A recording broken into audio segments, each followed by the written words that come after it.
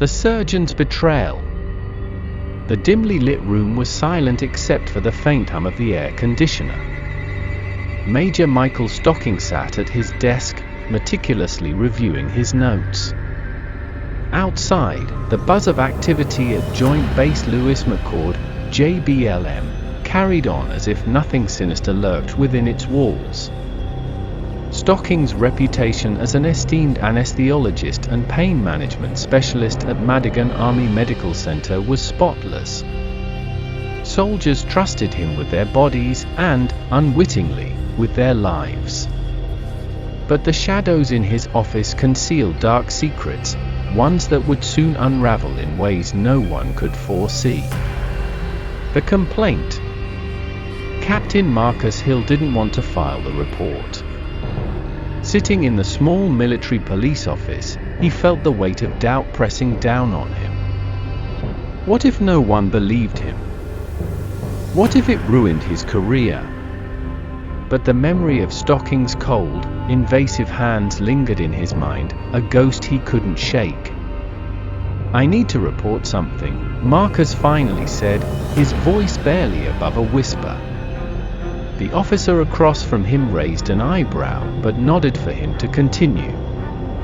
As Marcus detailed the exam he endured, his stomach churned. He wasn't the only one, he couldn't be. Stocking's eyes, calculating and predatory, flashed in his mind. Whispers in the barracks. Word spread quickly in the barracks.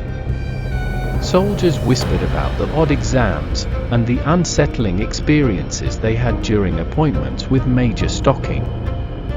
Private First Class James Novak, a new recruit, overheard two senior soldiers in the mess hall discussing the doctor. "Something isn't right with him," one muttered. James dismissed it as idle gossip until his own appointment. As Stocking's gloved hands moved to places they shouldn't have, James froze. The doctor's calm demeanor, his authoritative tone, it all felt calculated, rehearsed. James left the clinic in a daze, but his silence turned to anger when he heard another soldier describe a near-identical experience. The investigation begins. By early 2022, complaints began piling up. Major Allison Montgomery from the Army Office of Special Trial Counsel was assigned to investigate. A seasoned prosecutor, she had seen her share of military scandals, but something about this case unsettled her. "These men are heroes," she told her assistant, Captain Ryan Keeter. "They put their lives on the line for this country, and instead of care, they were preyed upon by someone they trusted." Montgomery and her team began piecing together the timeline. They interviewed soldiers who described a pattern of abuse, Stocking's charm, his methodical approach, and the trust he manipulated. Shadows in the operating room. Stocking's outward persona was impeccable. Colleagues at Madigan Army Medical Center praised his skills. But behind closed doors, there were whispers, nurses who avoided him, patients who refused follow-ups. One nurse, Lieutenant Sarah Blake, had her suspicions but felt powerless. "He's a major, and I'm just a lieutenant," she confided to a friend. "Who would believe me?" Blake began documenting odd behaviors, appointments that ran late, patients leaving visibly upset. Her notes would later become critical evidence in the case. The breaking point. It was the testimony of Sergeant David Reyes that cracked the case wide open. A decorated combat veteran, Reyes had sought Stocking's help for chronic pain.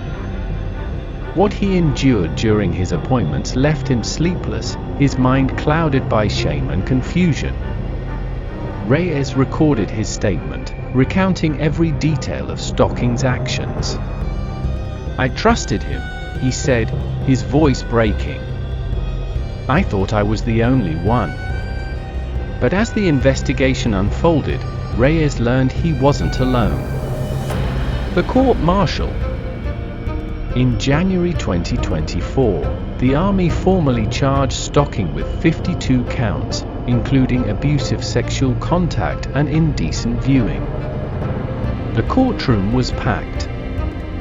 Soldiers, victims, and their families sat in tense silence as Stocking pleaded guilty. Montgomery stood before the court. Major Stocking abused his position, his oath, and the trust of these men.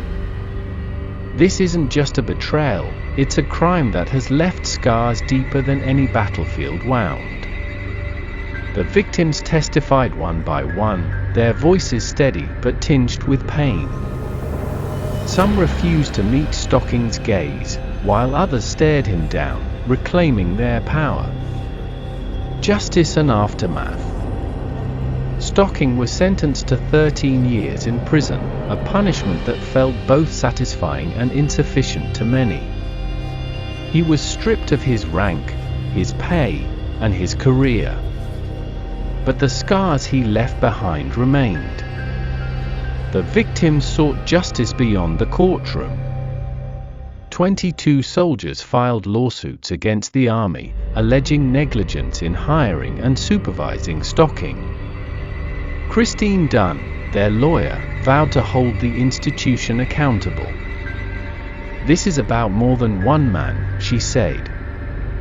"It's about a system that failed to protect its own." The healing process. As Stocking began his sentence at Fort Leavenworth, his victims started their own journeys toward healing.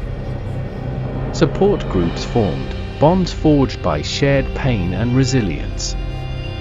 Captain Marcus Hill, now an advocate for survivors, addressed a group of new recruits. "What happened to us doesn't define us. Speaking out isn't weakness, it's strength." Epilogue. In the quiet halls of Madigan Army Medical Center, new safeguards were put in place. Background checks were tightened, and reporting mechanisms improved. But the memory of Stocking's betrayal lingered, a stark reminder of the importance of vigilance and accountability. For the soldiers he hurt, the road to recovery was long.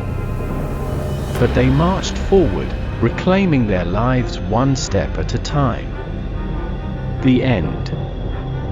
Thanks for watching. For more video, please support and subscribe our channel.